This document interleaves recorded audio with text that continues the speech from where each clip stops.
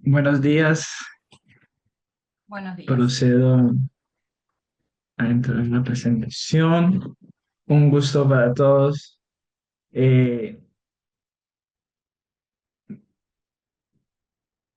Estéticas de vida tecnológica, fantasía erótica de los píxeles vivos.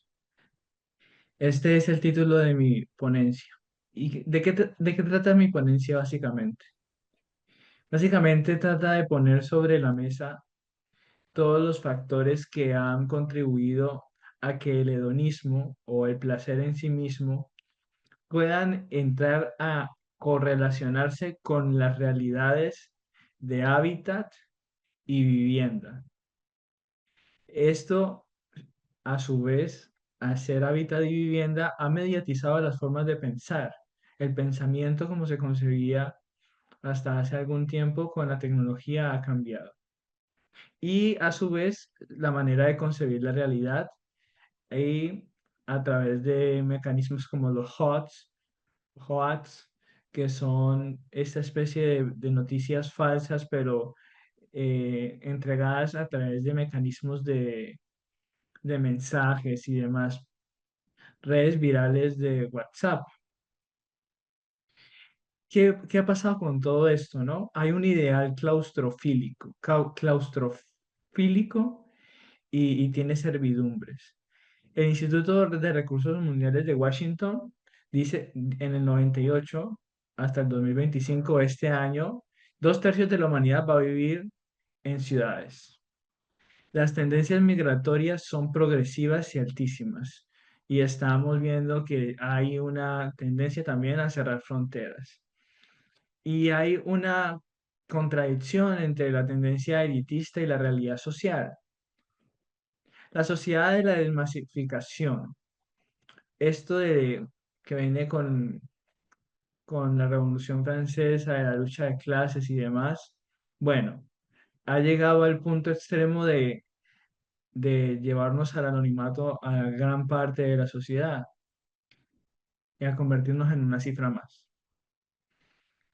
Lo que se quiere ahora es tener un ideal telemático, que todo lo que podamos hacer a nivel de trámites o de vida misma se pueda hacer telemáticamente, sin tener que salir ni desplazarnos de nuestros hogares o lugares donde vivimos.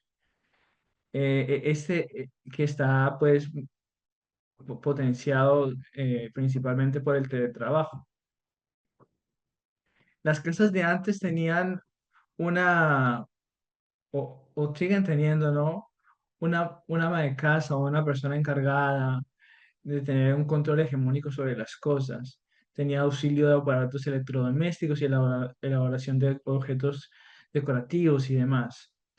Hoy, la casa de la actualidad es una sociedad, Internet de las cosas, una sociedad de la imagen y de los electrodomésticos. El entornizar se volvió fundamental para la casa de la actualidad y la incorporación de nuevas formas de vida tecnológica que condicionan al ser humano y sus capacidades. Entonces, pasamos de tener energía eólica, o como en este ejemplo de los Países Bajos, en procura de tener energía y autoabastecimiento, a la casa tonta de Wall-E, en la que todo el mundo es dependiente y, y vive en una hogarótica. La casa automatizada está cableada y parabolizada. Es una casa que está en el ideal de toda persona. Y es el ideal de la casa actual, un hogar búnker. Y eso también, el hogar búnker estuvo potencializado por el tema del COVID. Hay gente que no volvió a salir de su casa jamás. El adocentrismo postindustrial y la teleadicción narcisista. Entonces, todas estas ideas de una sociedad de la privacidad, de una sociedad que vive con miedo de la amenaza de la intromisión del otro en mi vida privada, protegida por medios electrónicos, es lo que se quiere hoy. Un bloqueo de visión es lo que se quiere. El bloqueo de visión de conjunto y futuro. Y la propiedad privada y los instrumentos de software y hardware han venido avanzando en procura de eh, potencializar todo este resultado de aislamiento. Y la claustrofilia es la nueva meta, llevar a las personas a que no vivan en el exterior, sino que tengan una ideal forma de vida en un interior. Y privacidad y comunidad, automatización social y masificación, reclusión hogareña y extroversión pública son los ideales principales. Todo esto pareciera contradictorio, pero se aunan para la claustrofilia. Entonces el espacio es interior de las pirámides de Egipto que hacía culto a la persona enterrada, ahora se convirtió en un espacio exterior que hace culto a los elementos tecnológicos. El territorio privado se convertía y se convierte en una proyección simbólica del individuo fuera de sí mismo. Entonces, para terminar, la conclusión de esta ponencia es el divorcio radical de la naturaleza. Otras formas de compensación psicosomática, no hay una reconciliación con la naturaleza, todo lo contrario, se la ha ido apartando y se la niega. Se la niega como una forma de vida que puede hacer bien al ser humano como tal. Y con esto, y ya termino, la crisis de la familia o la institución que aúna o fomenta la población de las sociedades y el auge del individualismo. El estrés, el estrés se ha venido apoderando de mi pertenencia y me ha alejado del otro. Y esto es todo. Muchísimas gracias.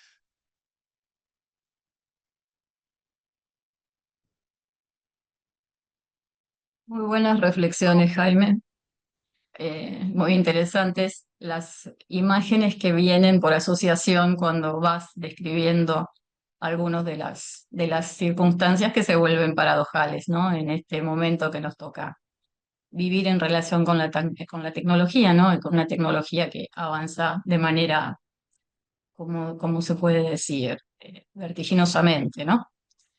Bueno, muy bien. Estás invitado a volcar tus datos y a poner información acerca de tu ponencia y autores y libros y todas esas cosas que pueden servirnos a todos los investigadores para poder comunicarnos con vos. Luego, ahora continuamos con Mireya Lauren Gareca Apaza y Marcial Andrade Cueto, ambos de Bolivia. Muchas gracias. ¿Se puede ver ya, no, la pantalla? Sí, sí, se ve perfecto. Bueno, en primer lugar, agradecerles por la invitación para poder socializar este trabajo desarrollado junto con mi compañero, el ingeniero Marcial. Somos representantes de la Universidad San Francisco Javier de Chuquisaca, de la ciudad de Sucre, Bolivia. Y bueno, el título de la investigación es ladrillos ecológicos a base de residuos de construcción y elaborados a partir de lo que es en realidad el RCD, ¿no?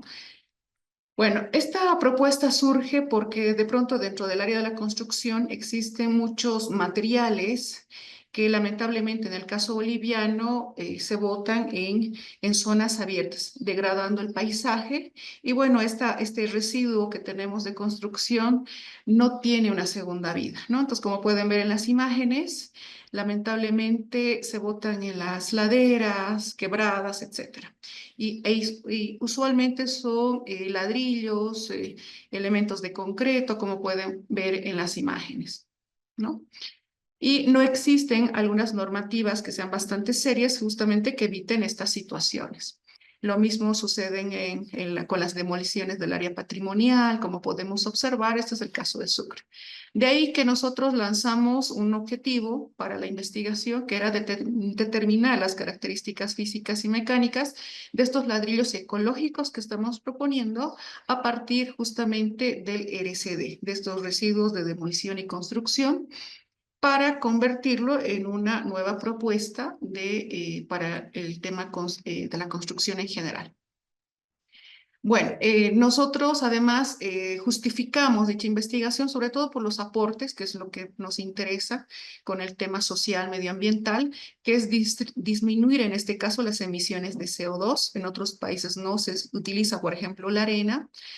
Debido a la degradación que esto implica, también lo que nos interesa es la replicabilidad, justamente a nivel no solamente local y nacional, sino que también sirva de referente e iniciativa para otros países, ¿no? De comercializar justamente estos nuevos materiales. Actualmente el rubro de la construcción genera casi un 34% de lo que es la demanda energética y cerca del 37% de las emisiones de CO2, ¿no? Esto según los datos de las Naciones Unidas para el 2022. Los recursos naturales, el paisaje, esta es una zona del departamento de Chuquisaca, justamente, que son zonas de donde se extrae la arena, entonces se van degradando poco a poco, ¿no? Y esto es lo que nosotros, como parte del rubro de la construcción, queremos motivar. Y son zonas que en el caso de las del departamento de Chuquisaca, específicamente, son utilizadas también como áreas de recreo para zonas especialmente rurales. Y como podemos ver en la imagen, lamentablemente en el caso de la ciudad de Sucre y a nivel nacional, al no tener reglamentado, podemos ver ese tipo de paisajes donde tenemos estos residuos de construcción también mezclados con otro tipo de residuos, ¿no? De viviendas. Basura, básicamente, entre comillas. Y haciendo toda la indagación, en el caso boliviano, pudimos ver que gran parte de estos residuos justamente corresponden al ladrillo que nosotros utilizamos en el paquete constructivo que nosotros tenemos acá en Bolivia, que es el ladrillo de 6 huecos y el hormigón. Eso es lo que usualmente se bota. Hormigón en un 53%, ladrillos 31% y el restante, que es un mix de materiales, un 16%. Bueno, en función de esto también vimos cuál es en el proceso de cocción la emisión que se tiene de CO2 y vimos que es de un 0,41, esto por información de una investigación de Muñoz y Delgado. Y bueno, vimos la importancia que no se aplica, en este caso tenemos usualmente en Bolivia y Latinoamérica un ciclo lineal de construcción y el ideal es obviamente trabajar sobre un ciclo circular, ¿no? Esta es la metodología sobre la que hemos trabajado para justamente plantear este nuevo material constructivo. Estas son las muestras que han traído los estudiantes de la carrera de diseño de interiores de diferentes construcciones y en función de esto fuimos evaluando qué era lo que más se presentaba. Entre ellos la cerámica también es otro material. Y a partir de esto hemos ido seleccionando, viendo además, visibilizando la imagen arquitectónica de las zonas periféricas de la ciudad y planteamos este proceso que ustedes pueden observar, que no lo voy a detallar por el tiempo que tenemos, pero que a partir del cual hemos trabajado en el laboratorio la propuesta, ¿no? Estos son los equipos de los cuales justamente mi compañero Marcial está encargado, es el responsable del laboratorio para la demolición, o perdón, la trituración del material base. Y en función de esto es que se ha ido trabajando todo el proceso hasta lograr justamente estas probetas que con con los diferentes porcentajes de adición de RCD, cuyos materiales bases son el cemento, la arena y el RCD. Hemos hecho la sustitución de la arena justamente con el RCD y se ha sometido a pruebas de compresión principalmente, también de porosidad, pero siempre tratando de que el reglamento que nosotros tenemos para materiales se cumpla, ¿no? Porque en ese caso no tendría, no se cumpliría el objetivo, ¿no? Aquí tenemos una tabla justamente de las dosificaciones que hemos utilizado de cemento, agua, arena y RCD, ¿no? Donde podemos ver los porcentajes de sustitución. Estas son tablas ya de los resultados donde se pueden observar en que varios, bueno, en este caso los tratamientos del 60%, 40%, llegan a ser parte de lo que es cumplir la norma boliviana, ¿no? Y lo hemos hecho también comparando con la norma chilena y colombiana, que también satisface en el caso del tratamiento del 20% de RCD, y también para el tema de la absorción, ¿no? Entonces, no quiero detallar mucho, pero hemos hecho las comparaciones para todas las variables, que en este caso son compresión, absorción, y también la densidad, porque el peso en sí del material, o sea, del ladrillo que hemos obtenido, no debería superar el peso comercial del ladrillo que se vende actualmente en el caso boliviano, ¿no? Entonces, ahí hemos podido determinar que el peso del ladrillo que está garantizado, básicamente, que es el de Inserpas, que es una empresa, es de 2.2, y el que nosotros hemos obtenido es de 2.21, ¿no? Entonces, vemos que hay un cumplimiento no solamente de la norma boliviana, sino también del peso, que es también importante en la parte constructiva.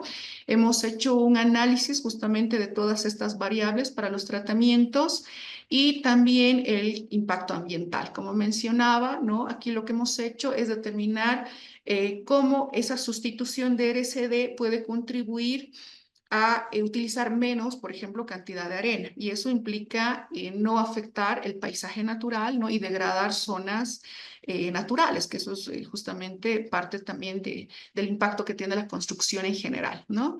Y los tratamientos 1 y 2, que tienen una sustitución de 20% y 40% de RCD, han sido los más efectivos en líneas generales, ¿no? También hemos visto un impacto en cuanto al CO2, porque el ladrillo actualmente tiene un proceso de cocción, el ladrillo cerámico, el que nosotros proponemos no pasa por este proceso de cocción, ¿no? Entonces eso ayuda bastante.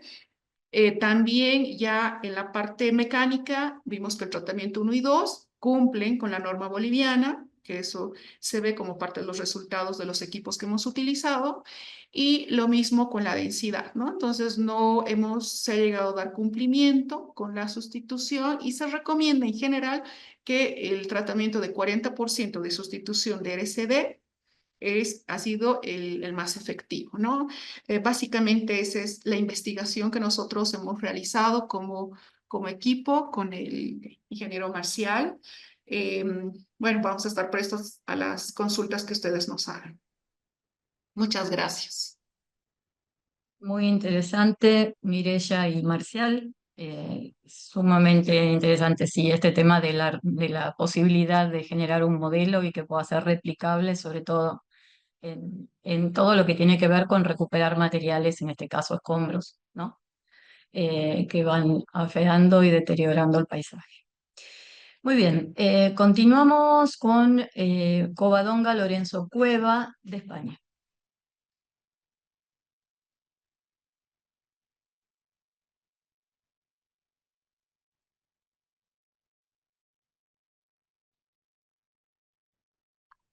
Buenas tardes.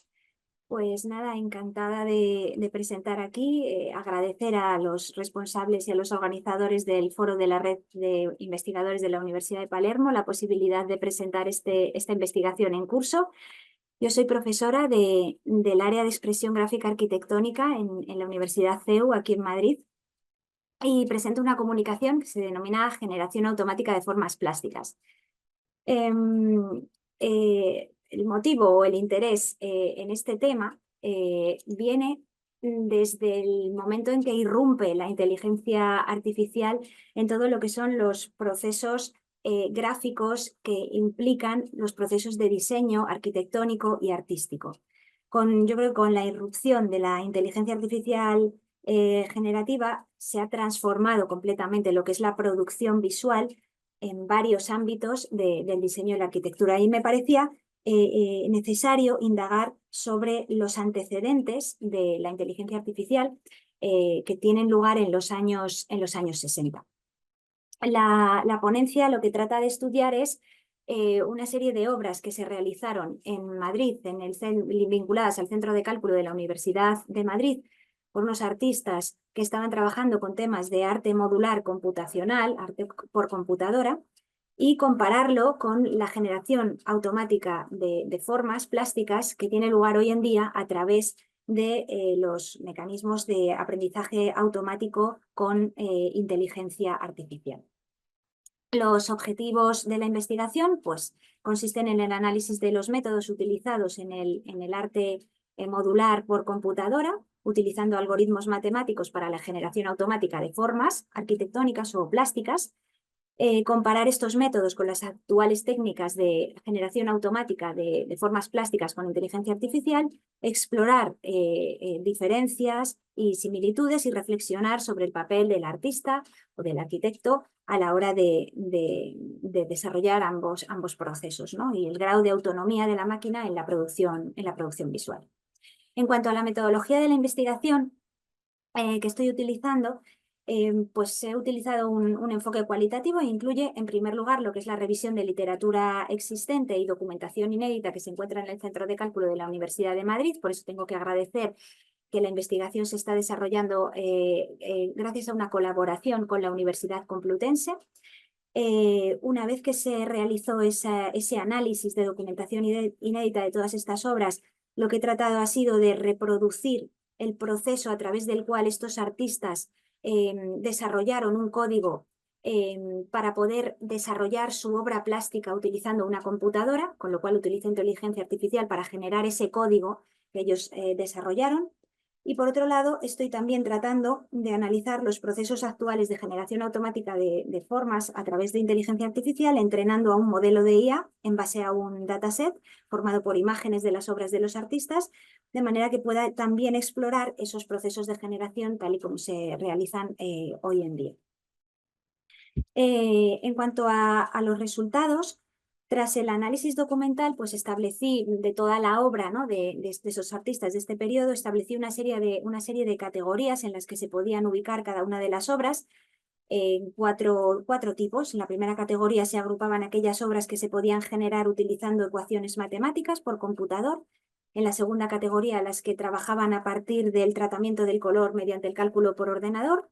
En el tercer grupo eran piezas interactivas utilizando sensores y actuadores, y en la cuarta categoría se incluían las piezas o las obras que se podían generar empleando un desarrollo modular, y estas obras son en las que me voy a centrar, ¿no? Aquí podemos ver un listado de los artistas de cada una de las categorías para dejarlos bien acreditados hoy aquí, pero yo me voy a centrar en la cuarta categoría, en una serie de artistas que trabajaron con arte modular por computador. Para ilustrar un poquito mejor el estudio, voy a poner una pequeña diapositiva de cada uno de los artistas, donde vais a poder ver en la primera columna la obra que desarrollaban antes de entrar en el centro de cálculo, antes de generar el código, ¿no? En la segunda columna, el artista lo que hacía era tratar de reproducir a través de un código de programación la obra que venía realizando. Ahí vais a ver en la segunda columna algunas de las salidas por plotter de ese arte, ¿no? En la tercera columna lo que vais a ver es la obra definitiva. Una vez que salían por plotter una serie de variaciones, el artista elegía las que mejor le parecían y las desarrollaba con técnicas más tradicionales, utilizando pintura o utilizando metacrilato, como en este caso. Y en la última columna coloco siempre una imagen de una obra que se ha desarrollado más vinculada a la actualidad, pero que surge como evolución de los trabajos que realizaron durante el centro de cálculo. Aquí vemos, por ejemplo, la obra de Enrique Salamanca, cómo se produce una complejización de las primeras obras que desarrollaba antes de utilizar la computadora, donde trabajaba con la cinta de Moebius, y cómo a partir del desarrollo por computador esa cinta se va complejizando y va alcanzando niveles de estudio del espacio más allá de lo bidimensional, más orientado hacia lo tridimensional. En el caso de Soledad Sevilla, por ejemplo, vemos cómo se produce esa evolución desde unos primeros cuadros planos donde utilizaba una serie de módulos que mediante operaciones de simetría, rotación sobre un plano, pues generaba diferentes combinaciones, consigue generar el código para estos módulos y después a través de papeles translúcidos o metacrilatos translúcidos va superponiendo esos módulos, complejizando mucho más su obra, el entendimiento y la representación espacial. En el caso de José Luis Gómez Perales vemos que desde unos primeros estudios sobre la serie de Fibonacci, bastante sencillos, una vez que estos pasan a ser computados a través de código, generan infinidad de posibilidades y ya en las obras finales, al introducir el tratamiento automático de color por ordenador, profundiza un poco más sobre el estudio del espacio, del tiempo en su obra. En el caso de Gerardo Delgado también utiliza un sistema modular empleando la circunferencia y las tangentes como figura geométrica. Va cortando con una serie de cartones sobre distintos colores esas distintas configuraciones y es la superposición y el orden de los cartones lo que va generando distintas obras. Ahí vemos arriba a la derecha una obra ya generada en el 2010 utilizando diseño asistido por ordenador para ahondar en el espacio, el tiempo y el movimiento. Iturralde trabajaba con figuras imposibles, tratando de cuestionar el espacio tridimensional, que en aquellos años, en los 60, pues se estaba tratando de incorporar la variable tiempo. Y por último, Barbadillo y Manuel Quejido trabajaban con secuencias modulares antes de formar parte del centro de cálculo. La computadora les permitió de alguna forma complejizar, duplicando el número de módulos para conseguir multiplicar las combinaciones y avanzar en ese concepto de espacio que estaban desarrollando. En definitiva, de lo que se trataba en todos los casos era de encontrar la gramática generativa que permitía la creación de esa obra a través de la computadora. Es decir, que los artistas plásticos de los años 60 colaboraban con ingenieros para generar códigos de programación basados en las reglas geométricas que ellos utilizaban para generar su obra y que definían ellos mismos. Durante el proceso, pues, se formulaban una serie de algoritmos matemáticos. Estos eran ejecutados en un programa de ordenador. Ese código producía diferentes variaciones artísticas basadas en estas reglas fijas. Es decir, el resultado dependía de las reglas que el artista definiera. Y el sistema solo podía generar variaciones en esos límites. En el caso de la inteligencia artificial, hoy en día es un proceso completamente distinto. Se entrena un modelo de inteligencia artificial utilizando un conjunto de datos. Ese modelo aprende patrones, aprende estilos, ajusta sus parámetros y empieza a generar obras artísticas que siguen los datos que han proporcionado. Pero hay una diferencia clave y es que la IA no sigue reglas predefinidas, sino que el modelo tiene capacidad de aprender y generar obras de arte basadas en patrones emergentes que tienen totalmente independencia de lo que es el artista, que pierde el control sobre su obra.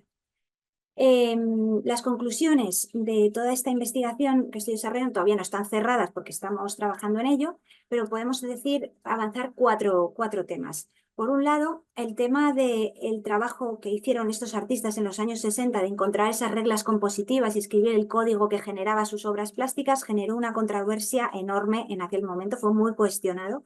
Pero lo cierto es que les ayudó a profundizar en los principios estéticos subyacentes a su obra y acercarse a un entendimiento más lógico y más estructural de la obra. Con lo cual, esas metodologías que ellos utilizaron ahora mismo están ampliamente aceptadas, pero en ese momento supusieron una controversia que es la misma que está generando actualmente la generación de formas a través de la inteligencia artificial. En segundo lugar, el empleo de la computadora como herramienta de creación artística, pues también de alguna forma generó controversia en aquel entonces y hoy en día también nos encontramos con una situación similar entre aquellos artistas que utilizan la inteligencia artificial como herramienta de generación de arte. En tercer lugar, la autoría de la obra. En aquellos momentos, en el arte computacional, la autoría se compartía entre el artista que estaba diseñando la obra, el programador que estaba escribiendo el código y la propia computadora. En el caso de la inteligencia artificial, pues hay cierto debate, puesto que la inteligencia artificial o el modelo ya es capaz de generar obra con independencia del artista, así que hasta qué punto el autor es el artista y no el propio modelo, ¿no? Y finalmente, las consideraciones éticas. ¿Pueden ser las máquinas entes creativos? Pues es un debate en estos días constante.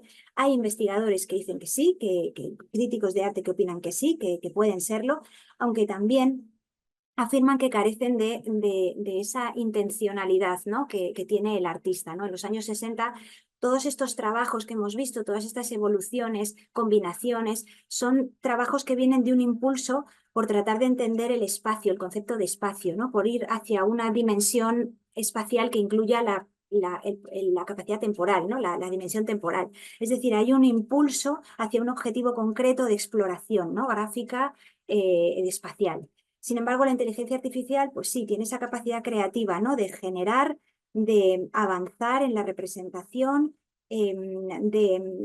pero carece como de esta dirección o de este sentido que sí que lo tiene el propio artista. Estamos trabajando en ello y simplemente agradecer a la audiencia, no sé si me pasa un poquito del tiempo, y agradecer a los grupos de investigación que están colaborando con nosotros en la Universidad Complutense por permitirnos tener acceso a documentación inédita de estos años. Muchas gracias. Muy, muy buena esta aproximación, ¿no? Al computer art de los años 60 y 70, donde muchos países tienen valiosísimos representantes, pero sí, estamos en una situación, me parece, bastante distinta de esa, en donde todavía había mayor control sobre la producción.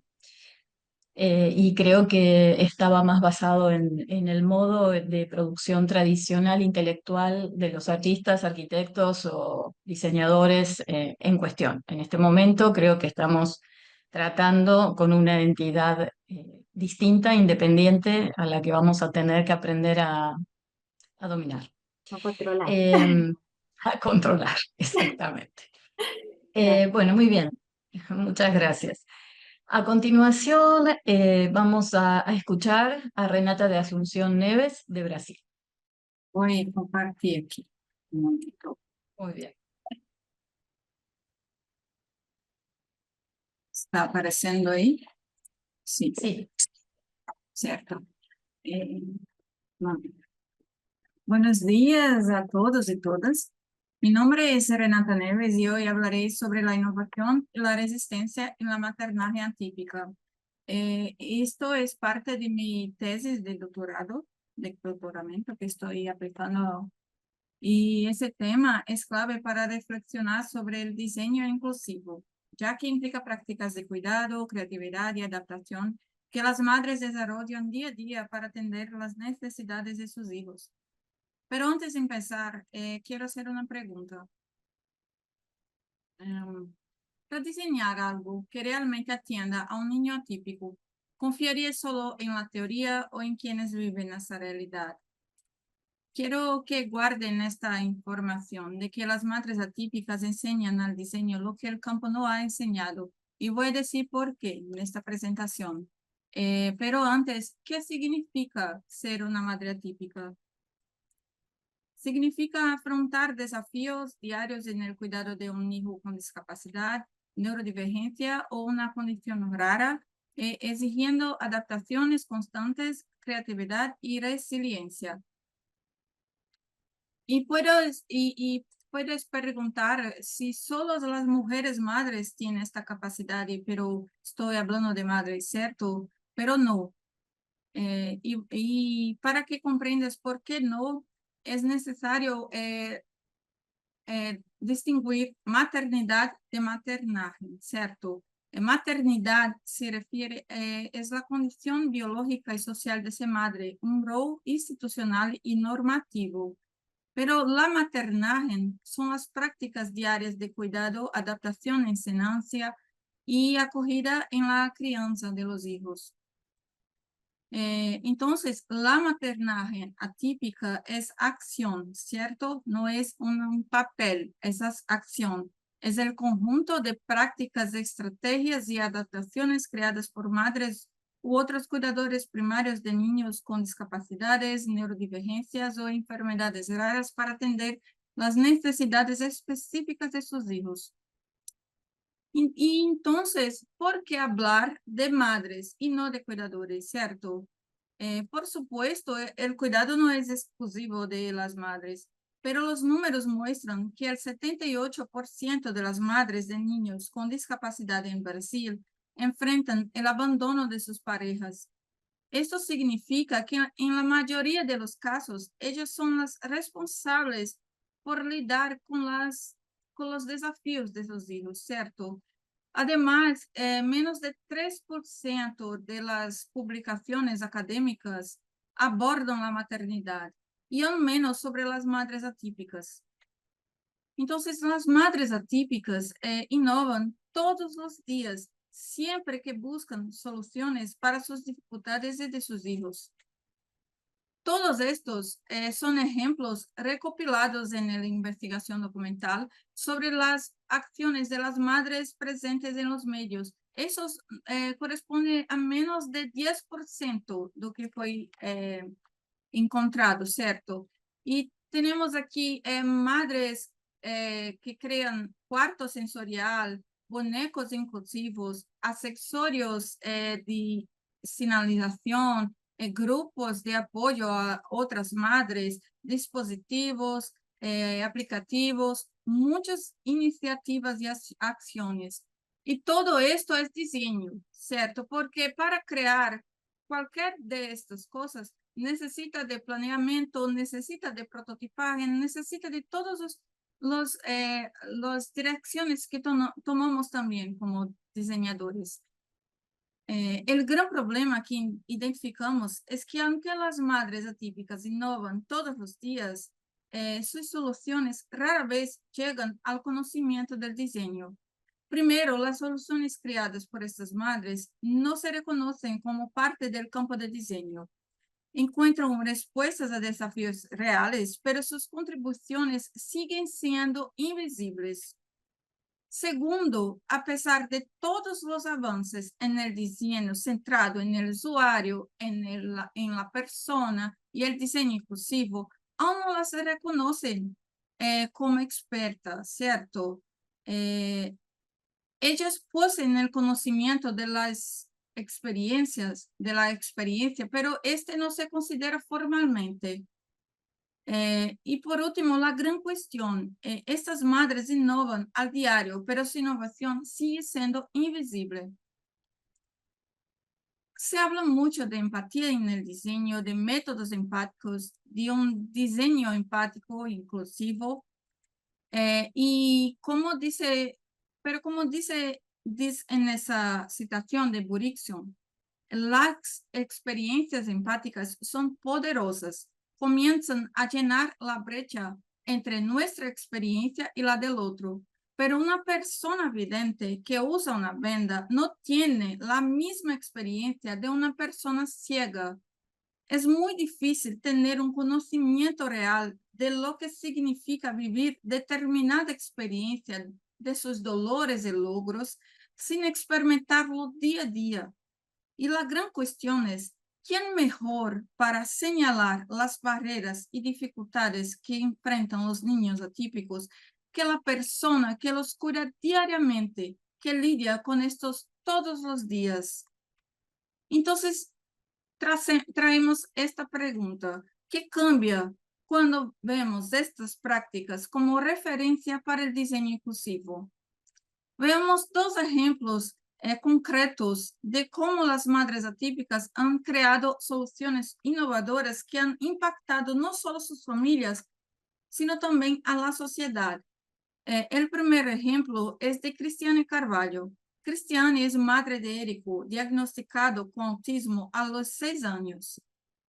Ella creó el brazalete de las emociones, un accesorio interactivo con emojis que representa diferentes estados emocionales, facilitando la comunicación y la autorregulación. El éxito del brazalete llevó a Cristiane a fundar TerraPlay, una tienda virtual especializada en productos educativos y terapéuticos para niños neurodivergentes. La línea creció para incluir mordedores sensoriales, cordones de silicona y otros productos dirigidos a la educación emocional. La solución creada inicialmente para su hijo comenzó a beneficiar a otras familias, terapeutas, incluso a niños neurotípicos.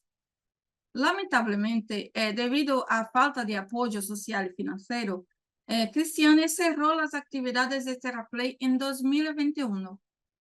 Eso nos hace reflexionar cuánto talento e innovación estamos desperdiciando al no apoyar a estas madres. El segundo ejemplo es de Aline Bertolozzi. Ella es madre de Leonardo, un niño electrodependiente que necesita estar conectado a equipos médicos a las 24 horas del día. Para mejorar su calidad de vida y darle más autonomía, ella creó una mochila capaz de transportar los dispositivos esenciales, permitiéndoles salir de casa con seguridad. El impacto de la mochila fue tan significativo que los Hospital Samaritano y Higienópolis adoptó la idea y distribuyó 50 mochilas adaptadas a otros niños electrodependientes. Con el apoyo del hospital donde su hijo es atendido, la mochila ya ha impactado a otros pacientes y busca su inclusión en el SUS para ampliar el acceso. Este es un claro ejemplo de cómo el diseño inclusivo puede surgir de la experiencia cotidiana. Entonces, el diseño puede y debe aprender de esas experiencias. Pues si madres sin formación en diseño ya están transformando el mundo a su alrededor, imagina lo que podemos construir al unir su experiencia con el conocimiento estratégico. Muchas gracias. Si tienen preguntas o desean continuar esa discusión, estoy a disposición. Este QR code tiene mis contactos si necesitas. Gracias. Valiosísima ponencia, Renata. Es súper, súper necesario que el diseño desarrolle su empatía y también que se abra al diseño participativo, que tome las ideas de Ezio Mancini, que habla casualmente que todos diseñamos y que hay un montón de ocasiones de poder trabajar de manera colaborativa en el desarrollo, casualmente para que las personas también comprendan el alcance o el potencial que tiene el diseño, ¿no? Es decir, no trabajar desde un lugar abstracto, sino desde un lugar humano. Muy bien. Nuevamente les recuerdo que hay un espacio de chat para volcar preguntas y hay un espacio de chat para poner información sobre sus ponencias, porque no he visto que hayan puesto cositas. Aquí somos 43 dentro de esta comisión, somos muchas personas las que estamos aquí, así que seguro preguntas tienen que aparecer o por lo menos comentarios, que los vamos a volcar hacia el final de esta rueda de ponentes. Continúa ahora Judy Gallegos Zamata de Perú. ¿Cómo están? Buenos días. Mi nombre es Judy Gallegos. Hoy voy a compartir un parte de mi investigación realizada en colaboración con el Departamento de Investigación de la Universidad Nacional de San Agustín en Perú, que busca evaluar los patrones de diseño biofílico en espacios de salud mental, ¿no? Y voy a compartirles un poco de este proceso, una investigación que todavía está en camino, pero ya nos puede dar algunas limitantes y también, ¿por qué no?, oportunidades para explorar. Me gustaría iniciar con un dato que ha detonado esta investigación, que es en Perú y en Latinoamérica, en realidad, 1 de cada 5 personas sufre trastornos mentales, según el Ministerio de Educación y el Ministerio de Salud. La pandemia del COVID, de la cual todos fuimos parte, en realidad exacerbó los problemas de salud mental, revelando algo muy importante, que nosotros como usuarios le estamos dando una especial mirada a los espacios o al entorno que nosotros tenemos actualmente. Y ante esto, nosotros podemos sacar una pregunta que fue quizás el punto de inicio o el punto de partida de esta investigación. Si nosotros como profesionales de la arquitectura estamos diseñando espacios para la mente humana o solamente para el cuerpo. Y acá en sala me gustaría también preguntarles cómo se sentirían ustedes si este espacio en el que ustedes están habitando pudiera cambiar su estado de ánimo en tan solo algunos segundos. Bajo estas dos preguntas es que la investigación ha podido ir tomando un rumbo y preguntarnos que si en nuestro entorno actual es parte de un problema o es parte de una crisis, podría también ser parte de una solución, ¿no? Vemos diferentes espacios que podrían de alguna forma influir en nuestra salud mental. En América Latina, cada año millones de personas en el Perú enfrentan una creciente ola de estrés y ansiedad. Y la pandemia no solamente afecta a nuestra salud física, sino también nuestro bienestar mental. Es aquí donde nosotros estamos explorando soluciones para poder trabajar espacios que nos ayuden a conectar con lo que es innato en nosotros. Si podemos ver en pantalla, hay diversas propuestas de arquitectura que nos van a ayudar a trabajar con la naturaleza, pero este objetivo que manejamos desde la investigación es explorar el impacto del diseño biofílico en los espacios de arquitectura que podrían contribuir a mejorar un bienestar o a impactar en la salud mental. Hoy vamos a explorar quizás una perspectiva diferente, no solamente desde las terapias convencionales, los medicamentos, sino cómo la arquitectura y el espacio en el que vivimos afecta profundamente nuestra mente. Y para eso es importante también reconocer que la arquitectura no solamente da forma a los espacios, sino que también a nuestras emociones. Y esto va a condicionar nuestra respuesta a cómo nosotros vayamos trabajando o desarrollando nuestra dinámica de rutina diaria, ¿no? Entonces, vamos a empezar por definir la biofilia, que según investigaciones que datan desde los 90, nosotros podríamos definirla como ese amor y esa necesidad que tiene el ser humano, que es innata, para poder conectarse con su entorno, especialmente para la naturaleza. Y si lo relacionamos con el diseño, ya podríamos ver que es una práctica que va a buscar reconectar cualquier tipo de estímulo o señal que pueda introducir a la naturaleza en un espacio construido. Sabemos que las ciudades ya tienen un ordenamiento, ya tienen por ahí a nivel formal un espacio ya construido, y es ahí donde la biofilia y el diseño biofílico intenta tratar de adaptar este espacio en el que ya nosotros hemos desarrollado nuestras habilidades y nuestras capacidades. Pero ¿cuál es el objetivo? El bienestar y la salud. Para seguir esta investigación, tomó los patrones y premisas del diseño biofílico, que lo podríamos dividir en 3 grandes grupos. Si bien es cierto, según estudios, también hay 14 patrones que podrían ayudarnos como diseñadores y arquitectos a poder trabajar con estrategia. Pero en estos 3, nosotros podemos definir aspectos específicos del espacio, ya sea en los materiales, ya sea en el contacto con algunas visuales, y explorando cada uno, por ejemplo, la naturaleza en el espacio, vemos que son la incorporación de elementos que son directos, que nosotros ya conocemos, que hemos visto, que podría ser la sensación de agua, la sensación de el gras en algún momento o en un espacio del jardín, que son elementos que ya existen. Las analogías naturales son formas, son patrones, son imágenes y visuales que nosotros podemos recopilar de la naturaleza y las podemos adaptar a objetos, a materiales, a baldosas, que también nos ayuden a poder inspirarnos y evocar la naturaleza de una forma indirecta. Y finalmente, la naturaleza del espacio. Ese tercer punto ya no radica en lo que nosotros podemos tocar o podemos ver directamente, sino en la experiencia que generan estos elementos, ¿no? Y es ya más un proceso evolutivo que va a medir cómo el entorno puede cambiar, ¿no? Y cómo puede a nosotros hacernos interactuar.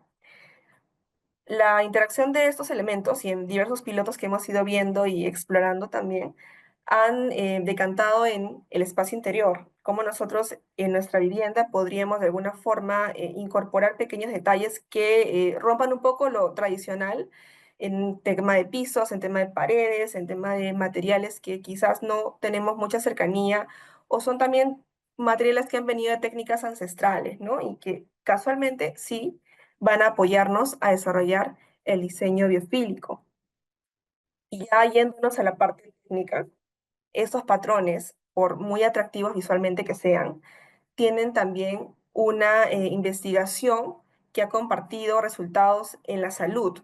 Cada uno de estos patrones, en estos 3 grandes grupos, puede impactar en una quizás condición del usuario, ya sea en la presión arterial, ya sea en su ritmo cardíaco, ya sea quizás en el estrés y la ansiedad, que es lo que nosotros estamos buscando. Pero si podemos ver también la siguiente tabla, van a poder observar que no solamente son los estímulos, también son la conexión con los materiales y el panorama. Para ver y aterrizar estos elementos y patrones del diseño biofílico, hemos utilizado el espacio que para nosotros debería ser quizás el que más respira el bienestar y la salud, que son los hospitales. Esta imagen es del Hospital Honorio Delgado, tipo 3, en Perú, donde podemos ver quizás un diseño estándar que cumple con los parámetros y los reglamentos establecidos por el ministerio, pero sin embargo, a nivel de diseño y conexión con el usuario, sigue siendo monótono, sigue siendo estéril y la probabilidad de nosotros desarrollar una condición de estrés o ansiedad aumenta. Y es importante que nosotros definamos estos 3 puntos de análisis que coincidentemente se repiten en diferentes instalaciones de pilares, ¿no? De salud. Uno, que los espacios son cerrados, no tienen estímulos, la iluminación es artificial en su mayoría, los colores son fríos y son realmente artificiales. Y da la casualidad que el espacio que ustedes ven hoy es el área de salud mental y psiquiatría de este hospital, un área que debería a nosotros ayudarnos a justamente a llevar un proceso de terapia y de recuperación muchísimo más amigable con el usuario. Continuando con la metodología que hemos buscado nosotros, es incorporar la tecnología con diversos módulos de realidad virtual. Es un contacto que se ha ido explorando, ya que hay condicionantes para poder realizar modelos con un buen renderizado, con alta fidelidad que nos permitan a nosotros poder captar esa sensación como si estuviéramos en un espacio construido. Una vez que trabajamos módulos, que los vamos a ver más adelante, vamos a medir las condiciones fisiológicas y psicosomáticas del usuario que acompaña esta investigación, porque es un proceso experimental. Hay sensores que nos ayudan a ver la frecuencia cardíaca, una presión arterial definida en los participantes, cuando ven un módulo con biofilia y un módulo sin biofilia. Y justamente la evaluación que siempre va de la mano y es transversal es la psicológica, ¿no? Que podamos destinar que los objetos de estudio de esta investigación puedan también presentar una mejora en temas de ansiedad y estrés. Aquí vamos a ver un poco del proceso. Lo que hemos tomado como objeto de estudio es el Hospital Honorio Delgado, que se ha llevado a la Judy, renderización. solo, discúlpame, solo para decirte que estamos justitas ya con el tiempo, ¿sí? Gracias. No se preocupen, ya vamos acabando. Muchas gracias. Y van a ver en adelante las demás imágenes del proceso que han ido trabajando diversas condicionantes del espacio, han ido evolucionando formas y de alguna forma tenemos ya algunos primeros resultados, ¿no? Que hay un 30% en la aplicación de hormonas verdes, que disminuye la presión arterial y sobre todo la hormona del cortisol, un 22% en la luz natural, que nos ayuda a disminuir los dolores de cabeza, y un 15% en la concentración cuando aplicamos agua, ¿no? Estos 4 puntos se ven reflejados en lo que nosotros hemos visto como objetivo de la investigación. Ha incrementado la productividad, que es algo que viene también adicional a lo que estábamos buscando. Y finalmente, me gustaría también cerrar con una pregunta que nos invita a nosotros como profesionales a seguir explorando en este campo, ¿no? Si el diseño puede realmente enfermarnos o condicionarnos, ¿por qué no podría también ayudarnos a sanar, ¿no? Entonces, estamos diseñando espacios que curan el cuerpo, pero de alguna forma podrían realmente enfermar la mente, ¿no? Y con eso los invito también a que puedan averiguar un poco más de esas estrategias de diseño y recuerden siempre que nosotros somos los que diseñamos experiencias humanas, ¿no? Y que el espacio donde vivimos y también nos desarrollamos de alguna forma va a poder condicionar nuestro desarrollo como sociedad. Con eso estoy terminando y les agradezco mucho el espacio al evento, también por apoyarnos a difundir este tipo de iniciativas, a la Universidad Nacional de San Agustín y al doctor Carlos Ceballos, que también contribuyeron a este proceso. Muchísimas gracias. Muy importantes las reflexiones que hizo Mirella, si se fijan, perdón, dije bien, ¿no? Mirella, ¿no? Judy, perdón, discúlpame. Perdón. Y muy interesantes también los puentes que se pueden generar entre las distintas ponencias, ¿sí? Es decir, Judy aborda todo el tema del espacio fenomenológico, que forma parte, digamos, de una deriva conceptual más que importante de la arquitectura y el diseño interior. Así que es también importante hacer los puentes, por ejemplo, con las reflexiones que hizo Jaime cuando recién empezaba a hablar. Es decir, hay todos unos un contexto, ¿no? general, global, que va gestando espacios que pueden convertirse en insanos. De pronto hay un montón de estudios que hablan sobre esto y no solamente las cuestiones que pueden tener, digamos, repercusión psicológica negativa por el tema de la depresión o el estrés, sino también con la delincuencia o con digamos, el desorden social o los conflictos, etcétera, etcétera. Entonces es importante, digamos, barajar toda esta información y ponerse al día, ¿sí? Por aquí estoy viendo algunos comentarios. Bueno, al fin están dejando algún comentario. Nuevamente, pongan su información para que otros puedan contactarlos. Bueno, muy bien, seguimos y perdón que dije mal tu nombre, Judy. Continuamos con Lara, Elena Bresan y Lucía Bringas Martínez, de Argentina. Hola a todos, ¿cómo están? Ahí estoy presentando pantalla. No sé si se está viendo ahora. Sí, se ve. Ampliarla. Ahí está. Está perfecto. Bueno, buenos días a todos, ¿cómo están? Primero, gracias por este espacio, gracias por acompañarnos y gracias por permitirnos ser parte de esta comunidad y poder compartir los diferentes temas de investigación. En el marco de esto somos Lara Bresan y Lucía Bringa, somos estudiantes de la licenciatura en diseño de la Universidad de Mendoza en la sede de Río Cuarto y les vamos a presentar nuestro proyecto de investigación que se denomina Biomimética Regional y Territorialización Metodológica del Diseño para la búsqueda y o creación de nuevos materiales a partir de materia prima autóctona de y para el sur de la provincia de Córdoba. Esta investigación está dirigida por el doctor Eduardo Romero y somos un grupo de estudiantes y de docentes de la Universidad de Mendoza de dicha sede. En base a esto, primero debemos remarcar que este proyecto de investigación está basado en tres conceptos principales. En primer lugar, encontramos el concepto que nosotros tomamos al autor Spivak de su texto "Puede el subalterno hablar?", donde habla de la subalternidad. Entendiendo esta como la resistencia a la hegemonía que se da de parte de la sociedad en general. Entonces, hay una hegemonía y hay una resistencia por parte del subalterno, los subalternizados, que proponen una contraparte a esa hegemonía. En nuestro caso, como vamos a trabajar textiles, más que todo biomateriales, sería una propuesta alternativa a esos biomateriales, a esos textiles hegemónicos, por así decirlo.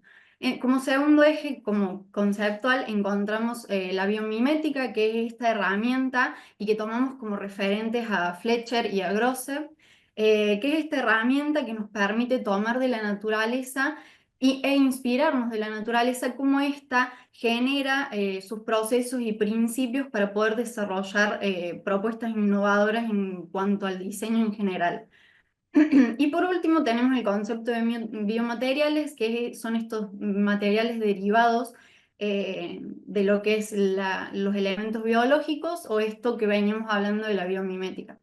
Es por eso que nuestro propósito principal es agarrar a la biomimética e indagar cómo esta, aplicada en la región del sur de Córdoba, puede contribuir al desarrollo de nuevos materiales autóctonos y que sean respetuosos con el medio ambiente. A su vez, proponemos combinar la innovación tecnológica con el respeto a las tradiciones culturales y regionales de Córdoba. Bueno, para enmarcar un poco esta investigación, planteamos una problemática donde esbozamos, como grupo, digamos, que las tendencias hegemónicas dominan tanto la producción como el consumo de este tipo de textiles en lo que es nuestra región, perdón. Es por ello que nos realizamos ciertas preguntas, estas que están esbozadas en nuestra presentación. Una de ellas es si existe un comportamiento local específico que influye en el uso de estos textiles. Y la segunda es si seguimos demasiado influenciados por modelos externos a nivel local. Por esto es que queremos determinar, digamos, cuáles son los recursos naturales de nuestra zona, de nuestra región, que nos podrían servir para desarrollar materiales nuevos, y si fuera posible esta alternativa, porque estamos en un proceso aún de investigación de determinar cuáles serían factibles, determinar cómo impactarían de manera social, cultural y económica a nuestra región. Bueno, y como dice Lucía, y aportando un poco eso, los objetivos de esta investigación es agarrar a la biomimética y proponerla como una herramienta que nos permitan desarrollar lo que vendría a ser una propuesta para nivel regional, explorando así el uso y las costumbres de las comunidades nativas que nos pueden servir de inspiración de cómo ellos utilizan los diferentes materiales y materia orgánica para desarrollar lo que vendría a ser un textil o biotextil. Y así haríamos esto que veníamos diciendo de proponer tanto el cuidado del medio ambiente como seguir perpetuando algunas culturas que se pueden ver en el sur de Córdoba, ¿no? A su vez, esto nos ayudaría a reemplazar lo que son los textiles hegemónicos, como veníamos diciendo, por estos alternativos que serían inspirados y que vendrían como materia de la naturaleza, por así decirlo. A su vez, esto también generaría un diseño situado en la región. Bueno, es por eso, digamos, que, por lo mencionado anteriormente, que pensamos que la creación exitosa de estos materiales y de estos productos basados en los recursos de la identidad local y de las prácticas culturales subalternas va a enriquecer la formación de los profesionales que están referidos al área, digamos, y además va a poder desarrollar, digamos, e impactar positivamente en el desarrollo de estos nuevos materiales. Esta visibilización de los elementos culturales creemos, pensamos, y es nuestra hipótesis, que va a generar un replanteamiento de lo que es el diseño pensado desde la periferia, como nosotros lo planteamos, digamos, y que va a ampliar el potencial transformador de lo que es el diseño.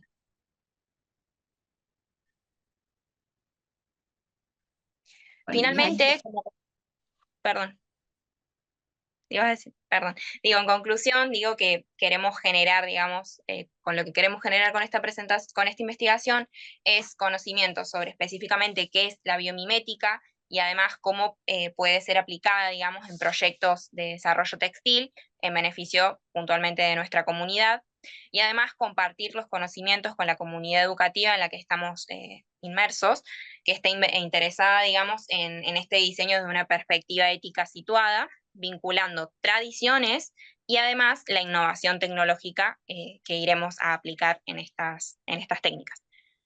Creemos que esto generará un impacto muy positivo a nivel académico, social y ambiental.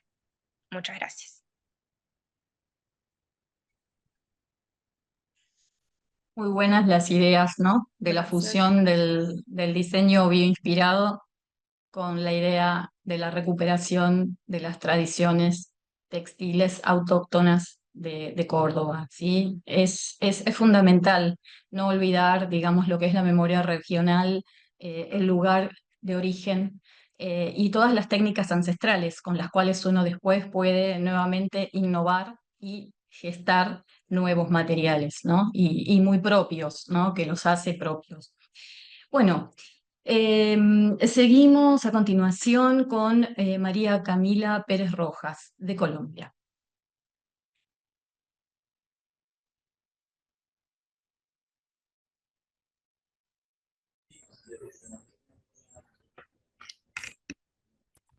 Hola, buenos días. Buenos días. Vale, muchísimas gracias por la invitación. Voy a compartir pantalla. En esta sala también se encuentra mi compañero Julián Mancilla, que hizo parte también de este equipo de trabajo. Me dicen si ya pueden ver la presentación. Sí, sí, se ve. Ok, perfecto. Vale, entonces iniciamos. La ponencia se denomina Refugio del Pueblo, Arquitectura para la Paz. El tema es, esta presentación, perdón, es un poco extensa, pero pues vamos a poder sintetizar como en los puntos muy importantes y la hacemos un poco más corta. Entonces todos recordamos la historia sobre los tres cerditos y cómo la primera casa de uno de los cerditos hecha de paja voló por el soplo del malvado lobo. Esta era una de las frases como más importantes porque pues todo gira en torno al material, a uno de los materiales sostenibles como la paja para la construcción. Este proyecto se ubica en Puerto Santander, un municipio cercano a la frontera entre Colombia y Venezuela, que ha sido golpeada por muchos años por el conflicto armado y el orden público. Entonces, de hecho, en este momento tenemos una tensionante conflicto de la guerrilla del ELN y pues esto es un bálsamo para todo el contexto que se vive actualmente. Entonces, iniciando, primero era como la idea de identificar cuál era realmente el contexto del lugar, no solamente basándonos con los datos gráficos nacionales, sino también yendo al territorio, conociendo el territorio, conociendo su gente y conociendo planos vivos que realmente no se ven en una cartografía. Esta denominación de planos vivos hace referencia a una de las investigaciones que realiza el arquitecto Simón Jossi y fue para nosotros inspiración hacer parte de esto. Entonces, podemos ver que tenemos una matriz en donde vemos cada uno de los puntos, algunos más que otros, por el nivel del proyecto, en la historia, la cultura, lo urbano, lo proyectual, lo ambiental, lo socioeconómico y lo político, en la que se desarrolló una serie de preguntas y cuestionarios a las personas residentes de Puerto Santander. Para empezar, pues se hicieron talleres con niños, con adultos, con comerciantes, personas trabajadoras del lugar, y esto nos empezó a arrojar la caracterización del perfil poblacional del lugar. Acá también podemos descubrir que la gente que le gusta hacer por la tarde, que le gusta hacer por la mañana, empezar a descubrir todas esas intereses de las personas para realmente saber a qué tipo de proyecto arquitectónico apuntar. Entonces, acá vemos también con información de ellos cuáles eran los puntos críticos, los puntos pues, en donde más violencia se presenta, lugares de tolerancia, lugares que les gustan a ellos también. Toda la cartografía se desarrolló con información de los mismos residentes. A lo último, concluimos que el perfil poblacional al que iría el proyecto es para las mujeres y niños y adolescentes, porque pues eran como las personas más golpeadas en este sector. Luego tuvimos un espacio para poder identificar qué material en el sitio nos podría ayudar a hacer parte del proyecto. Identificamos que podría ser la paja del arroz específicamente, porque es un sector muy arrocero. De hecho, acá en esta cartografía vemos todas las manchas amarillas, hacen parte de cultivos de arroz. Y pues no solamente por lo masivo que acá hace el arroz, sino también porque solamente con los desechos del arroz ya se empieza a contaminar un poco el ambiente. Es decir, después de toda la producción y el proceso del arroz, la paja, los habitantes la empiezan a quemar y empiezan a ocurrir pues emisiones que se pueden ahorrar si reutilizamos este material y lo convertimos en material para poder realizarlo en la construcción. Estas son algunas de las imágenes del lugar, de algunos de los campos de arroz, en todos sus procesos, ya cortado. Estos somos mi compañero y yo. La paja. Y luego se hizo una caracterización de la paja ya como conociendo más a fondo el material como tal, la historia, los sistemas constructivos que se aplican en el mundo, las compresiones, qué tipo de revestimientos se podrían utilizar, cómo es el control de rodantes e insectos, el aislamiento térmico, puentes térmicos, la resistencia al fuego, entre muchas otras cosas más, para asegurarnos que el material que estábamos usando fuese el indicado. Se hizo también un estado del arte en el que se miraron y revisaron todos los proyectos que más pudimos alrededor del mundo con este material de construcción como es la paja, en todas sus versiones, unas más propositivas que otras, con tecnología para realizarlos. Y ya luego pues entramos a volver esa paja en un módulo en el que se convertiría nuestro principal material en la construcción del proyecto arquitectónico. Mi compañero continuará la segunda parte de esta presentación. Julián, puedes seguir.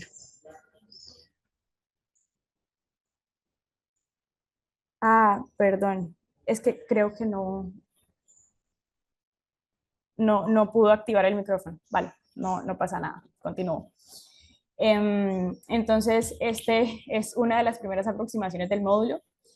Queríamos que la paja pudiese ser una forma fácil de construir, no que se volviera algo con mano de obra muy específica, con materiales pesados ni nada de eso, sino que fuese mucho más fácil para que las mismas personas del lugar las pudieran hacer con sus propias manos. Entonces se estaba pensando cómo realizar una cimbra en la que pudiera agarrar el proceso de compresión que sea necesario para que cumpliera todos los estándares de calidad y también se desarrollaron criterios específicos de la implantación y todo lo demás del proyecto para que estuviera pues el confort térmico y cumpliera todos los criterios específicos. Estos se hicieron pues claramente varios módulos en los que se iban descifrando pues y descartando algunas especificaciones en el confort térmico que no tuvieran tantos puentes térmicos como muchos espacios de madera, sino que fuese más que todo 100% paja. Entonces ahí hicimos varias pruebas. Acá solamente tenemos tres de ellas. Le llamamos el módulo Ecopaja. Este es el primer panel, que era un panel completo, pero era mucho más pesado. Entonces, este se descartó por lo pesado y por los puentes térmicos que generaba la madera. Acá ya se estaba pensando en cómo realizar las instalaciones eléctricas y hidráulicas y todas las instalaciones para cumplir con todos los componentes de la construcción. Acá seguimos con el módulo Ecopaja número 2, en el que ya íbamos como reduciendo el tamaño para mayor facilidad en el transporte y ejecución del proyecto. Acá pues tenemos todas ya las especificaciones, cómo se iba construyendo. Y acá ya llegamos al tercer módulo, en el que se simplifica todavía aún más y queda nomás un marco en el que se compacta la paja en la misma cimbra al tiempo para poder tener todo mucho más compactado y no tener tantos puentes térmicos, sino que sean solamente listones de madera los que estén ayudando a reforzar el módulo como tal. Acá todos los módulos contemplaban igualmente el tema de las instalaciones para no tener que perforar la paja y pues dañar sus especificaciones. Perdón, Camila, pero estamos más que en tiempo ya. Ok, vale. Ya pronto termino. Se realizaron pruebas para el tema de cada uno de los módulos y finalmente terminó el proyecto en el proyecto arquitectónico como tal, en donde necesitamos un espacio en el que las personas se pudieran reunir, en un espacio de encuentro social, en un espacio de paz, en el que las personas se sientan a gusto y tengan pues todos los servicios necesarios y refugio necesario para este tipo de contextos. Voy a mostrarles unas imágenes de cómo quedó el proyecto como tal y con eso damos finalizada la ponencia. Este es el lugar, se llama Refugio del Pueblo. Acá es la parte de entrada de servicios y todo esto está hecho de paja con revoque en tierra. Y la idea es que sea un espacio de paz en medio pues, de tanto caos. Muchas gracias. Muchas gracias, María Camila y José Julián. Muy linda propuesta, sobre todo en la recuperación de un material tradicional de la construcción, ¿sí? Pero tan autóctono, tan propio de algunas regiones. Y sobre todo esta mixtura, ¿no? Que lo convierten en una propuesta modular. Súper interesante. Muchas gracias. Bueno, muy bien. No, por favor. Vamos a seguir adelante con Marcelo Adrián Santamaría Brunengo, de España.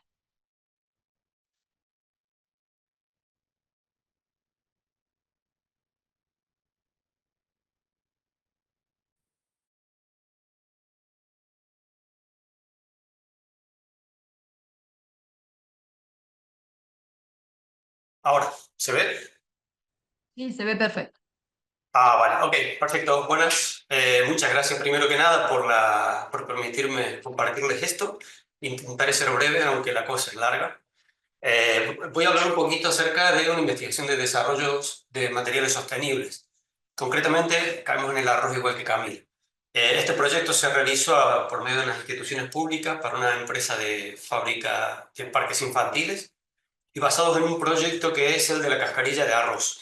Tiene una singularidad el arroz, la cascarilla de arroz, y es que le cuesta mucho degradarse, los animales no se la comen, y hay una producción a nivel mundial sumamente grande, porque el arroz es el cereal que más se produce a nivel mundial. A través de un proceso enzimático se ha conseguido de que esta cascarilla de arroz, en determinadas condiciones y dentro de otros polímeros, especialmente el HDPE, polimerice también, con lo cual se han conseguido hacer plásticos en los cuales hay una cantidad de material biodegradable dentro, pero que está polimerizado, no es simplemente una carga, como suele ocurrir con la cáscara de almendra, con el serrín, con el talco. Se convierte en un plástico más dentro del plástico. Con esta empresa originalmente se hicieron, bueno, me faltó decir que se está haciendo por medio de procesos como inyección y termoconformado. Y también presenta otra peculiaridad. Cuando cambiamos el proceso de fabricación, cambia la reacción de esta nueva resina y a veces funciona, a veces no. Empresas como Volkswagen han conseguido aplicar hasta un 20% en algunos de sus productos. Hace unos años atrás empezamos a hacerlo en postes para formar la estructura de los parques infantiles. Es un proceso muy diferente porque es extrusión y se consiguió con requisitos menos estrictos, porque no los tiene en este caso, hasta el 80% de cáscara de arroz. Este es un plástico que es de origen ecológico, biológico, y no se degrada, sino se degrada, acaso he dicho, o sea, por medio de otro proceso químico. En este caso necesitábamos controlar las contracciones, la deformación y la degradación. Pero un punto muy importante que es la viabilidad económica. De nada nos sirve conseguir algo en laboratorio si luego a la hora de industrializarlo no lo podemos vender. ¿Sí? Vale. Entonces, una vez conseguido esto, entramos en el punto que nos llama, que es lograr las láminas de HDPE. Los parques en general están formados por una estructura y lo que los viste, que son las láminas generalmente de HDPE. Estas láminas de polietileno tienen un rendimiento muy bueno, pero tienen dos pequeñas pegas, que no son pequeñas. Una que es producto 100% derivado del petróleo y otra que tienen un módulo flector muy bajo, con lo cual se nos deforma con mucha facilidad. Una de las ventajas de la cáscara de arroz es que le eleva notablemente el módulo flector. Estas láminas tienen una pequeña capa fuera de color y la parte de dentro es del color que nos dé la gana. En este caso se hace negro porque eso nos permite utilizar un plástico 100% reciclado en su interior. La forma de fabricarla es a partir de dos extrusores, uno hace las dos capas de fuera y otro hace la parte de dentro y luego entra en una calandra. Pues nada, parecía muy fácil, cáscara de arroz en el medio y lo sacamos. Pero nos encontramos con un problema. Lo que habíamos conseguido en el laboratorio no salía en la máquina, en la industria. Tenemos que tener en cuenta que en laboratorio se generan cantidades de 10, 20 kilos de plástico y en este caso la tirada mínima eran 3 o 4.000 kilos. O sea, la diferencia es tremenda. Entonces teníamos problemas como deformaciones por contracciones internas, contenido de gases o distribución heterogénea, incluso la rotura de la lámina exterior. Vale, nos llevó 2 años llegar a esto, que es que funcionara. Aquí se puede ver cómo dentro hay, en este caso es todo gris para que se note la diferencia, fuera es un color homogéneo y dentro se ven pequeñas pintitas.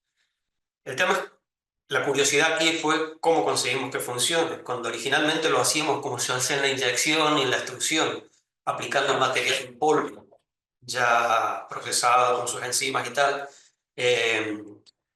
Si veíamos con un microscopio se veía que se generaban postizos, por decirlo de alguna forma. Actuaba como si fuera una carga, no llegaba a polimerizar. Se intentó durante muchísimo tiempo, se invirtió muchísimas toneladas de plástico y no se consiguió. Entonces lo que no consiguieron los químicos lo hicimos un poquito a la cuenta de la vieja, como le llaman. Si ya teníamos un producto que... Sí. Perdón, Marcelo, no se ven tus slides. Estamos con el primero. No sé si vos estás pasándolos para que veamos el material y todo eso que estás contando. Perdón. No hay problema. Pensaba que se estaban pasando. Vale, aquí volvemos al extrusor, las calandras, los problemitas que tuvimos en en el plástico. Bueno, si no se ha visto, estas son las piezas extruidas de HDPE. Y esto es lo que necesitábamos lograr, ¿sí? Para conseguir este producto. Llegamos a esto y el tema es que para poder conseguirlo teníamos lo que era el polvo ya con sus enzimas y tal, y se generaban esto, que eran cargas dentro del material. Entonces, ¿qué hicimos? Tiramos el material que ya teníamos al 80%, que sabíamos que estaba polimerizado, y lo aplicamos en el otro material que queríamos conseguir al 20%. Como los requisitos técnicos no eran tan estrictos en el otro caso, seguíamos encontrando pequeñas cantidades y apariciones de material que no había polimerizado. Pero el producto había funcionado, ¿sí? Entonces, ¿qué hicimos? Decidimos, por un lado, polimerizar o forzar la polimerización de la cascarilla de arroz en un pelletizador y aplicarlo al material virgen. Entonces, se hizo en un pelletizador de laboratorio y la diferencia es abismal. No se ve, incluso aumentando muchísimo más, no se ve ningún tipo de residuos dentro de la mezcla. Si vamos a los resultados, que los números son los que mandan, por ejemplo, en el coeficiente de contracción, el polietileno tiene un problema muy grande, que es que contrae muchísimo en los procesos de fabricación. Con la cascarilla de arroz contrae bastante menos. Ya si vamos al tema de la flexión, se subía de una forma, prácticamente nos íbamos al triple. La fluidez, que era otro factor importante, subió mucho, lo cual facilita la fabricación, y el módulo de flexión también. Entonces, nosotros en ese escalado industrial conseguimos que funcionara y nos quedamos en el umbral de viabilidad económica. ¿Qué significa? Que teníamos dos alternativas para poder sacarlo al mercado. Una, mejorar la parte de marketing, porque estábamos justo en el umbral, hay que demostrar que este producto es mejor, cuesta lo mismo, pero es mejor. O bien, generar una mejora económica. Como la peletización que se hizo en un laboratorio y se está produciendo en pequeñas cantidades para poder hacerlo funcionar, lo que estamos haciendo en este momento es desarrollar una peletizadora industrial para este tipo de productos específicos.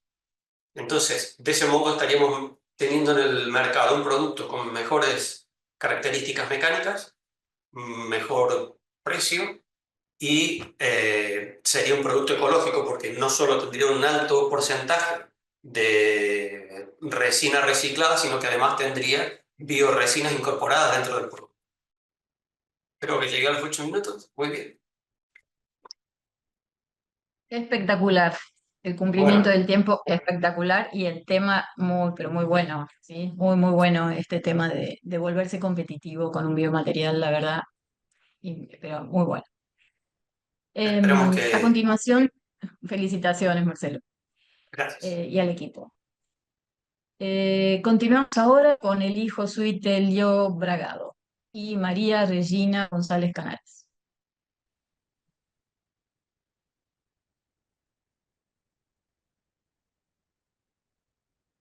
¿Qué tal? Buen No sé día. si estás, Eli. Ah, muy bien. Sí, bueno, ya, si gusta, Regina, podemos compartir. Muy amables, gracias. Buenos días a todos. Buenos días. Bien, pues presento al equipo. Bueno, yo soy profesor en la Universidad de Monterrey, en Nuevo León, México, y este proyecto fue desarrollado en una materia que se lleva a cabo en los últimos semestres de la carrera, y el proyecto fue desarrollado por María Regina y por Elian. Entonces, este proyecto estuvo basado, si le damos siguiente, Regi. Eh, como primicia, trabajamos el cambio climático y utilizamos como herramienta el diseño especulativo para abordar temas futuros, ¿sí? Bueno, que de alguna manera nos afectan actualmente. Siguiente. Y lo primero que utilizamos fue crear una red pues utilizamos herramientas de visualización para identificar quién hablaba del diseño especulativo y de sustentabilidad. Siguiente. Y utilizamos también como parte del diseño especulativo es esta imagen o esta presentación o esta representación de cómo es lo que puede suceder en relación, en este caso, del cambio climático, y que Regina y Elian nos van a presentar a continuación y que van a ahondar en el tema. Adelante. Gracias, Ili. Pues bueno, como mencionó mi profesor Eli, en base a esta metodología de diseño especulativo y con nuestro tema conductor, que era cambio climático, pues empezamos a ver diferentes temas futuros posibles relacionados al mismo. Y pues algo que vimos es que muy probablemente las temperaturas en los próximos años van a seguir aumentando. Entonces pensamos, bueno, ¿qué puede pasar con esto? ¿Cómo puede afectar en diferentes ecosistemas? Ya ahorita hay mucha información sobre cómo afecta a los ecosistemas terrestres, pero no mucho sobre cómo afecta a los ecosistemas acuáticos. Entonces nos pusimos a explorar justo esta idea. Queriendo traerlo ya a un contexto más local, nosotros somos mexicanos, dijimos, bueno, ¿qué especie en México es muy grande? Bueno, en quinto nivel global, México es hogar de una extensión enorme de manglares, aloja muchas especies de manglares y pues dijimos, bueno, pensando en los futuros que pueden suceder, el cambio climático, aumento de temperaturas, aumento de nivel de mar. ¿Y cómo puede afectar esto a los manglares? Bueno, primero que nada, los manglares son neumatóforos, lo que significa que sus raíces crecen para arriba porque necesitan oxígeno de la atmósfera. Entonces, el que el nivel del mar aumente y tape sus raíces, pues evidentemente hace que se pierdan. Asimismo, a afectar el nivel de salinidad de su suelo también los afecta y no pone en riesgo solo al manglar, sino también a toda la biodiversidad que vive vive dentro y pues perderíamos a un sistema, un sumidero de carbono muy importante, porque esto es lo que hacen estos árboles. Entonces, bueno, a partir de esto dijimos, ok, ¿qué podemos hacer para prevenir esto? Entonces pensamos en un biomódulo asistente para el levantamiento y preservación de manglares y ecosistemas vulnerables. Entonces aquí pueden ver un poco de pues el estado del arte. Empezamos a investigar qué nos podía servir para esto, inspiraciones, y vimos que existen estos rompeolas, y luego también tomamos inspiración de esta obra de arte de Ernesto Neto, buscando una estructura que nos permita preservar a los manglares y que funcione también como sistema de drenaje y gestión de agua. Entonces, pues bueno, también algo que no queríamos dejar de lado era pues la biomimética, o sea, queríamos que no fuera un cuerpo extraño en el ecosistema. Entonces tomamos también como base texturas de distintos corales y existentes en la naturaleza. Y bueno, pues aquí que pueden ver un poco nuestras exploraciones volumétricas. Son formas generales, queríamos algo modular. Y pues bueno, Elian. Se hizo experimentación con varias geometrías. Se buscaba encontrar la más viable para poder generar formaciones. Pues estuvimos jugando con prismas cuadrangulares, cilindros, etcétera, ¿no? Al final, una vez que empezábamos a definir las formas, íbamos generando subdivisiones en un programa de modelado para poder generar los orificios para crecimiento de los mangles y pues para tener un paso controlado de agua.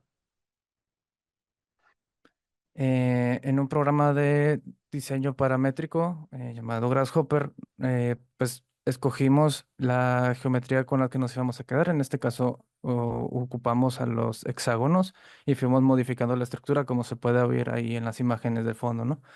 Y desarrollamos dos módulos de distintos tamaños.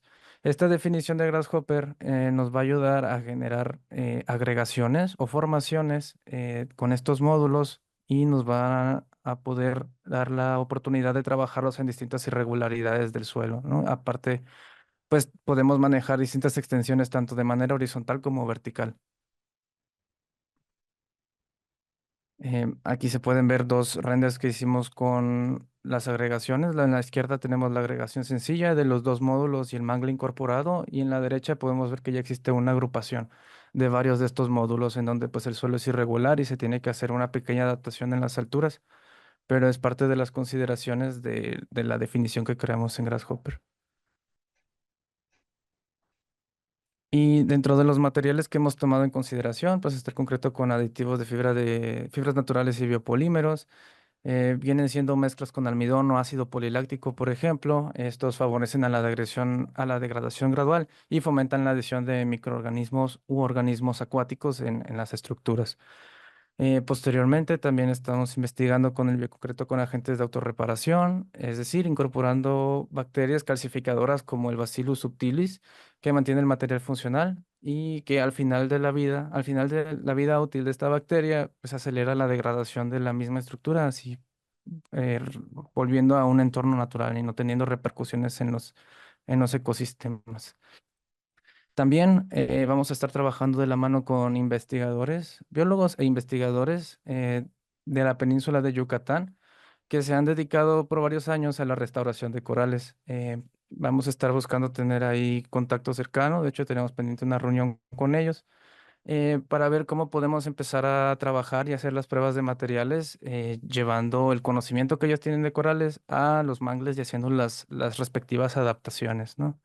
Al fin y al cabo son distintos tipos de ecosistemas. Y por último, también hemos estado haciendo experimentaciones con impresión por medio de capas no planares, es decir, modificamos por medio igual de Grasshopper el eje Z de las distintas capas y pues esto, o sea, manipular las capas así y hacerlos no planares aumenta la calidad superficial de las estructuras, mejora la resistencia mecánica de las piezas o de los módulos y también nos ayuda a reducir la cantidad de soportes que se puedan necesitar gracias a una reducción de posibles voladizos, ¿no? O sea, se busca la manera de optimizar todas estas partes. Igual está muy Estamos empezando todavía esta fase de investigación técnica. Todavía nos falta resolver muchos datos técnicos que eventualmente iremos abordando conforme tengamos más investigación y experimentación con los materiales y pues falta incorporar orificios, etcétera.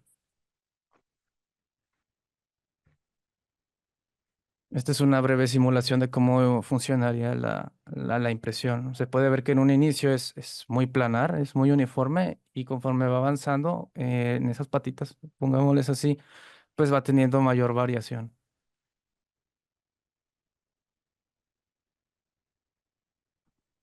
Uy, ahí voy. Ahí está. Y ya para finalizar, pues hicimos una breve simulación de cómo se vería la deposición del material una vez ya aplicando las distintas alturas de las capas, por así decirlo. Y pues sí, por el momento esa es la investigación que llevamos. Como mencioné, estamos trabajando con biólogos, tenemos que hacer todavía mucha investigación de materiales y simulaciones de estos materiales en los entornos naturales. Pero sí, seguimos ansiosos por desarrollar este proyecto. Y ahí se pueden ver en la pantalla nuestros contactos, igual ahorita los agregaremos en el chat. Y muchas gracias por su tiempo. Gracias. Muy lindo proyecto, ¿eh? Muy, muy lindo proyecto. Eli, no sé si querías cerrar la presentación o decir algo más. No, hombre, pues igual agradecer a Regina, a Elian y obviamente pues, al espacio para la presentación. Y pues es un proyecto que sigue desarrollándose y sumando, ¿no? Entonces igual están cordialmente invitados para poder seguir explorando, ¿no? Respuestas y soluciones para el medio ambiente.